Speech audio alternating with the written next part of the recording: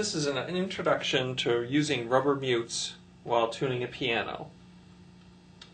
There are many mutes available from the supply houses, from a felt mute to a wider rubber mute to a narrow rubber mute and even the split mute. Traditionally, people use a temperament strip, which allows only one string to sound. They tune the temperament and then go back and retune the other strings. But where I live, the pianos tend to be out of pitch and need more pitch adjustment. So by the time you go back and retune the unison of a note that you set earlier, it might already have dropped in pitch. So I use an overpull technique that's also on YouTube that you can look up to leave the piano at pitch. Now, one of the first things I do to any of the mutes is trim the tip to allow it to slide in between the strings quicker, to in and out of the strings with less fumbling. The narrow mute that I use in the treble section, I've bent the handle, as you can see. This allows the mute to sit down along the level of the dampers, and yet the handle come out above the hammers. You'll see that later on. I've got a shorter handle on one that I use most often for grand pianos. Let's go ahead and open up the piano and we'll take a look. While tuning it upright, especially using a machine, we progress from left to right, from lower to higher. Traditionally, people may have used two mutes to simulate how a strip mute might work, that is, tuning the middle string first, and then opening up one of the other strings to tune as a unison, the other, and then hearing the unison all together. What I prefer to do is actually specifically move from left to right, that is, to tune the left string first. Let me zoom in on this. If I can find where I am now. Okay, right. This string. Okay, so I'm gonna mute it between the right and center string. This allows the left string to sound. Next, I move the mute between the two strings, and that leaves two strings open. And then as I move to the next unison, all three strings are singing. This allows us to hear the piano. We'll hear the tone the same way that the pianist will hear it. Instead of tuning and then trying to tighten up the unisons later, it allows us to check as we go. Now to use a split mute, let's back this out just a little bit.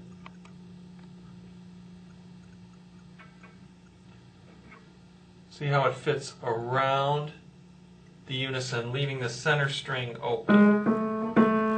So this is A. If we tuned A, the center string, move the mute.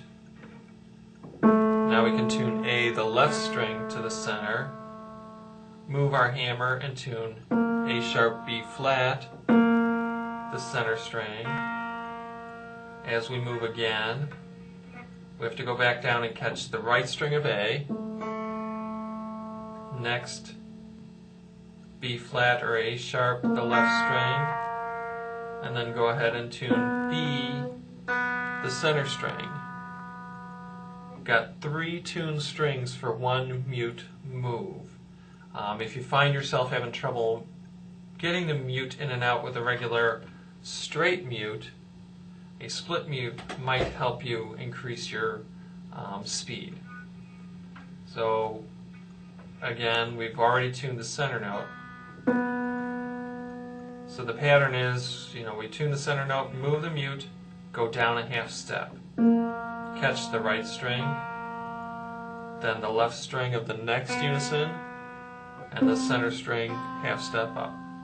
Move the mute, go down a half step, right string, up, left string, up again, center string. Let's take a look up in the treble here. Okay, we've moved on to the treble section.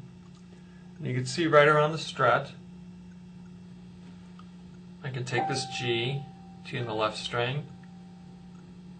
Now I'm going to run into the strut trying to go this way. So if I switch across, I can then do the center string to the left string, come around, do the next string, finish the unison up. This is where that mute handle, see the mute is laying down right above the dampers, but the handle with this bushing cloth is still dragging over the top of the hammers.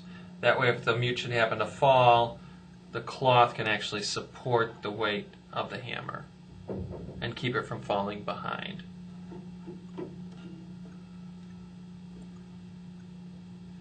So again, it's a left string, left to center, right string, then we can, without moving the mute again, do the left string of the next one. It'll help, I can zoom in on that a little bit. See if we can get it to focus. So here it is, the left string is going to be tuned between those two strings. And if they're a little tight, if you've got some spacing problems, you can always go the other way. You know, tune the right string first.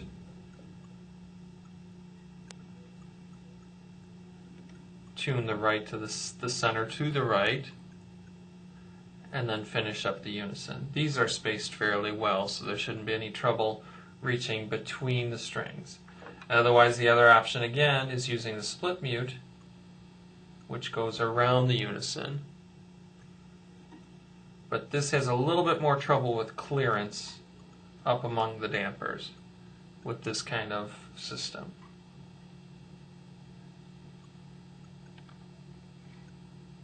The bass strings don't usually present any specific problems. The biggest problem for people typically when using a rubber mute, so we're here and working our way down, doing the unison, then going to the next note, is that the mute will slip and fall. The biggest part of this is just that the rubber of the mute will end up getting a little shiny and starts getting a little old. It gets slipperier. So it's good to buy a bunch of them, or these are cheap enough, you can keep reordering them because they are stickier when you start. Sometimes it's difficult to figure out where you are in the unison or in the notes. So if you can just barely pull the mute out so you can feel it, flip across the note, and you know you have to go 2. So pop, pop, you're into the next note. Pop, pop, into the next note. So it's kind of a feeling thing as well, too, because if you pull it out, visually it's difficult to know where you go. You can always look down, see where the damper is, and follow up to dampen that way. Then, of course, once you get down to the lower bass, you won't need the mutes anymore to tune down in the single strings.